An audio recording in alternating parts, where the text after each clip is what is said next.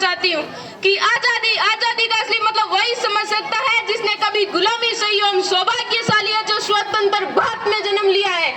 यूं तो आजादी की लौ 1857 में ही जल चुकी थी जो 1947 में हमारे देश को आजाद करवाया था।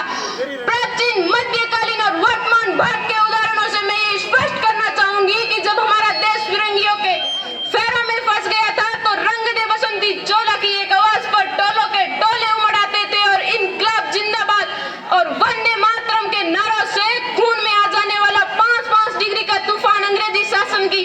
जड़ें हिला करके रख देता था। फिर 62, 65 और 71 के युद्धों में सुहाग गुआ देने वाली औरतें घर के हालात यूं हो जाते थे कि प्यार भी भरपूर गया, मांग का सिंदूर गया, नन्हे नौनिहालों की लंगोटियां चली गई, छोटी छोटी बेटियों की चोटियां चली गई, बाप की कमाई गई, भाई की पढ़ाई गई, एक ऐसा विस्फोट हुआ पता ही चला नहीं, जिस्म की कई बोटियां चली गई कि आपके लिए तो एक आदमी मरा है साहब, मेरे घर की तो रोटियां ही चली गई है, मेरे घर की तो रोटियां ही चली गई है। इस तरह पूरा परिवार अपनी देशभक्ति साबित कर रहा होता था। तब देश मर जाने को कहता था, मिट जाने को, फांसी चढ़ जाने को कहता था, मगर आज देश मर जाने को नहीं कहता, मिट जाने को नहीं कहता, फांसी चढ़ जाने को नहीं कहता। मेरे विचारों में यदि कोई व्यक्ति अपना कार्य पूरी मेहनत, ईमानदारी और लगन के साथ करे वही सच्चा देशभक्त है, क्योंकि मैं नहीं मानती कि फेसबुक, व्हाट्सएप, इंस्टा की डीपी को 3 रंग से रंगना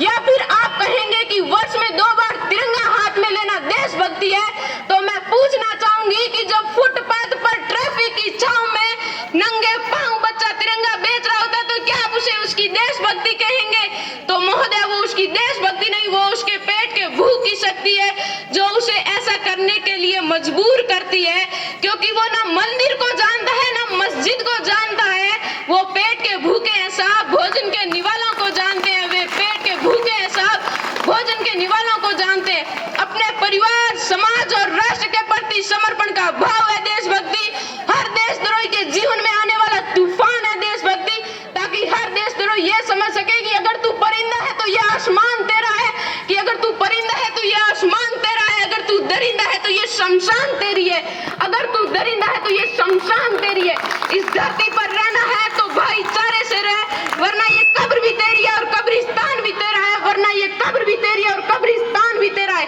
अगर बात आज मैं महिला सुरक्षा की करूं तो आज भी हम चौथे पायदान पर आते हैं जब पत्थर की मूर्त को लगते हैं 56 भोग, भूखे नंगे तड़पते सो जाते हैं लोग, भूखे नंगे तड़पते सो जाते हैं लोग। यही सच्ची देशभक्ति, यही सच्चा राष्ट्र प्रेम है कि यही सच्ची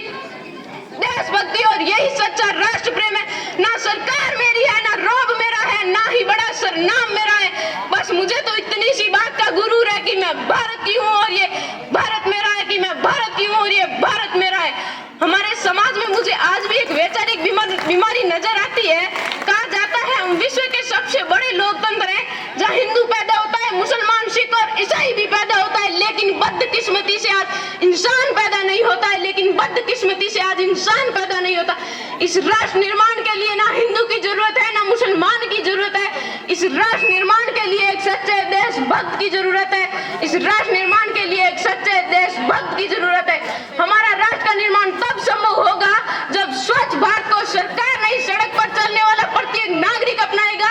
स्वच्छ भारत को दिल से अपनाएगा, और हमारा राष्ट्र निर्माण तब संभव होगा